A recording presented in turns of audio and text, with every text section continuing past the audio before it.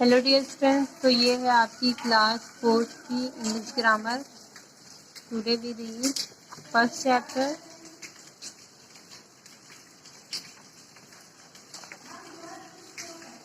चलिए स्टार्ट करते हैं। फर्स्ट चैप्टर हमारा है द सेंटेंस। सेंटेंस में क्या होता है आपका?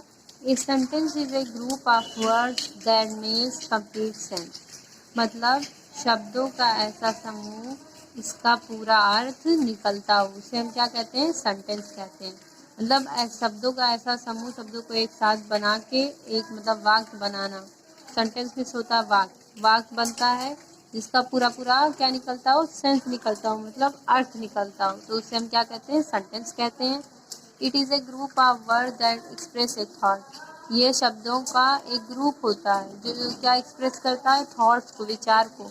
When you right a sentence you must remember two things. अगर जब भी आप मतलब सेंटेंस कोई राइट करते हैं तो दो चीज़ें आपको याद रखनी होगी। पहला, a sentence must being with a capital letter.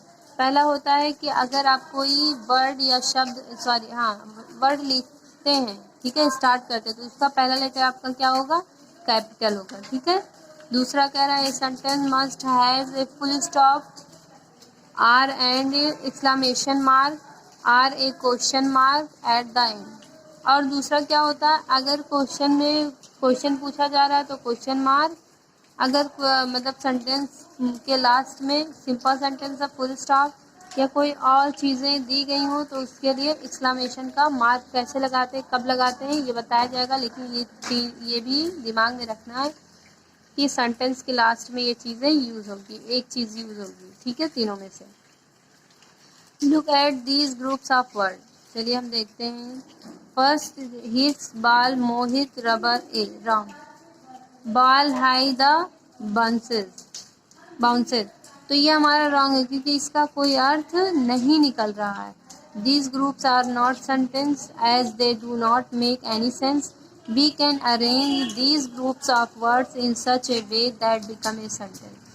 तो कह रहा है कि ये जो हमारे सेंटेंस दिए गए हैं इनका कोई भी सेंस नहीं निकल रहा है, इसलिए हम इनको ऐसे ग्रुप, शब्दों के ग्रुप में, वर्ड्स के रूप में अरेंज करते हैं जैसे जिससे कि इनका कोई सेंस निकलता हो। तो चलिए फर्स्ट कह रहा है मोहित हिट्स ए रबर बॉल। मोहित ने क्या मारा? एक रबर बॉल से मारा, तो इस मतलब इसका अर्थ निकल रहा है। Second, the ball bounces high. जब बॉल को बाउंस किया गया तो कहाँ गया? बहुत ऊंचाई पर गया, तो इसका ऐसे अर्थ निकल रहा है। तो ये चीज़ें देखिए क्लियर लग रही हैं आपको। यहाँ हिट से बॉल, मोहित रबर ए, तो ये हमारा पूरा सेंटेंस नहीं था, ये गलत दिया गया था। इसी को हमने सही अरेंज करके इसे राइट किया तो ये हमारा राइट हो गया, जो कि एक क्या आपका सेंटेंस है, ठीक है। फिर हमारा आता है there are 4 types of sentences. मतलब अब जान लेते हैं सेंटेंस कितने टाइप के होते हैं। 4 टाइप्स होते हैं। फर्स्ट होता है स्टेटमेंट आर डिक्लेरेटिव, दूसरा इंट्रोगेटिव, तीसरा इम्परेटिव और चौथा हमारा होता है एक्सक्लेमेटोरी, ठीक है। ये हमारे क्या होते हैं? सेंटेंस के 4 टाइप्स होते हैं। फर्स्ट पे आते हैं हम। Declarative are statement sentences. A sentences that state or declare something is called a statement or a declarative sentences. It ends with a full stop. Statement can either be positive or negative. देखो कह रहा है ऐसा sentence जिसका statement क्या हो? बिल्कुल एकदम क्लियर हो, ठीक है, डिक्लेयर हो, और जो जिसके बारे में वो स्टेटमेंट बताया जाता है उसे हम क्या कहते हैं? स्टेटमेंट्स या डिक्लेरेटिव सेंटेंस कहते हैं। और इसके लास्ट में हम क्या लगाते हैं? फुल स्टॉप लगाते हैं। या सेंटेंस पॉजिटिव हो या निगेटिव, ठीक है, दोनों में क्या होता है? Full stop. ये सिंपल सेंटेंस का बताया जा रहा है। The first example, Aman is reading a book. Aman क्या कर रहा है? किताब पढ़ रहा है। लास्ट में हमने क्या लगाया? Full stop. और पहला लेटर हमने स्टार्ट देखा कि यहाँ पे क्या है? Capital letter. B, Gita is playing with a doll. गीता किसके साथ खेल रही है? एक डॉल के साथ खेल रही है। लास्ट में हमने लगाया फुल स्टॉप, ठीक है। इस तरीके से अगर स्टेटमेंट का कोई एग्जांपल पूछे तो आप ये दोनों एग्जांपल बता सकते हैं। दूसरा, interrogative sentences. A sentence that is use to ask a question is called a question sentences. मतलब अगर किसी सेंटेंस में क्या पूछा जा रहा है? क्वेश्चन पूछा जा रहा है, जैसे कि what is your name, what is your father name, where do you live, ऐसे क्वेश्चन आते हैं तो हमारे क्वेश्चन सेंटेंसेस होते हैं। और इनको हम इंट्रोगेटिव सेंटेंसेस भी कहते हैं, ठीक है। It ends with a question mark. In these sentences the verb or part of the verb come before the subject. मतलब इसमें कहा जा रहा है कि जो हमारी वर्ब होती है वो सब्जेक्ट के पहले उसका हम यूज़ करते हैं इसमें इंट्रोगेटिव बनाने के लिए, ठीक है। आई होप कि ये चीज़ें आप समझ पाए हों।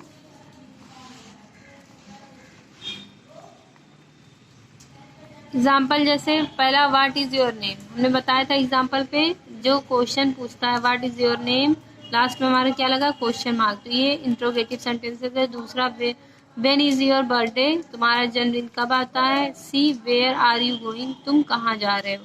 तो ऐसे जो क्वेश्चन पूछे क्या कर रहे हो, क्या खा रहे हो, कहाँ रहते हो, ये सारी चीज़ें क्या होती हैं क्वेश्चन मार्क, मतलब इंट्रोगेटिव होती हैं, उनके पीछे हम क्या किसका यूज़ करते हैं क्वेश्चन मार्क का।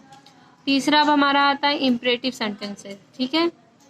अब कह रहा है a sentence that give a command, makes a request और offers an advice is called an imperative sentences. मतलब ए सेंटेंस क्या होता है जिसमें कमांड बताया जाता है, किसी चीज़ के लिए आदेश दिया जाता है, मेक्स ए रिक्वेस्ट या प्रार्थना की जाती है, या कुछ चीज़ें ऑफर की जाती हैं एडवाइस के रूप में, इस कॉल्ड क्या होती हैं इम्परेटिव सेंटेंसेस होती हैं, ठीक है। It ends with A full stop, ये इसका अंत कैसे होता है फुल स्टॉप लगाकर होता है। The subject is omitted in these sentences, ठीक है। सब्जेक्ट को इसमें मेन रखा जाता है। द ओपन द डोर, दरवाज़ा खोलो, ये कमांड है जो हम कहेंगे ओपन द डोर, शरारत मत करो, बदतमीजी मत करो, ओपन द डोर। तो ये हम कमांड दे रहे हैं कि मतलब दरवाजे को खोलो। यू मस्ट टेक रेस्ट, ये एडवाइस दे रहे हैं कि तुम जाके थोड़ा आराम कर लो। C please give me some money, तो इसमें हम क्या करें रिक्वेस्ट कर रहे हैं कि please give me some money, कृपया मुझे थोड़ा धन दे दो। तो इसमें बताया गया है इम्परेटिव सेंटेंसेस में 3 कंडीशंस होती हैं, कमांड, एडवाइस और रिक्वेस्ट, मतलब तीनों चीज़ें यूज होती हैं। फिर आपका आता है एक्सक्लेमेटरी सेंटेंसेस, ये sentences that express a strong feeling और जॉय, सारो और वंडर एक्सेट्रा। मतलब ऐसी फीलिंग जो मतलब ऐसा सेंटेंस जो एक्सप्रेस करता है फीलिंग्स को और खुशी को,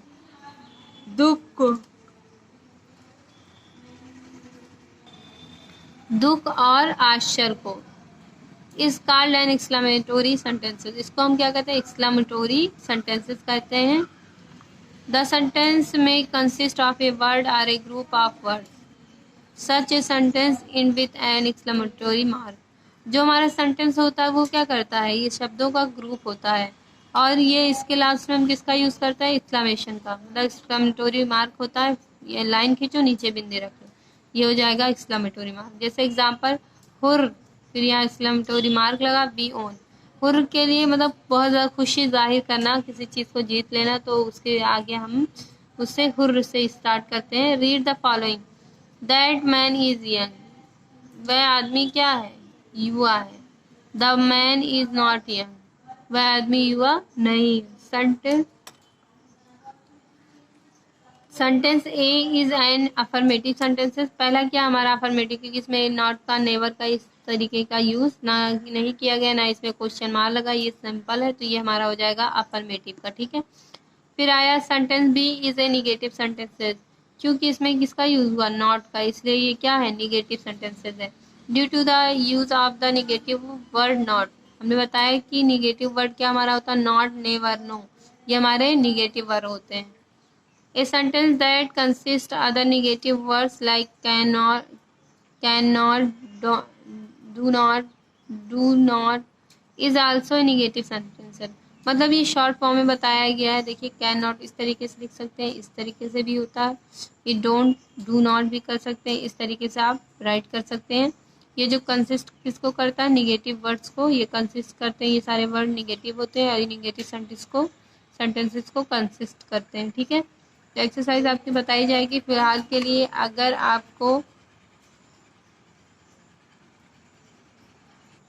वीडियो आपको अच्छी लगी please like comment and share.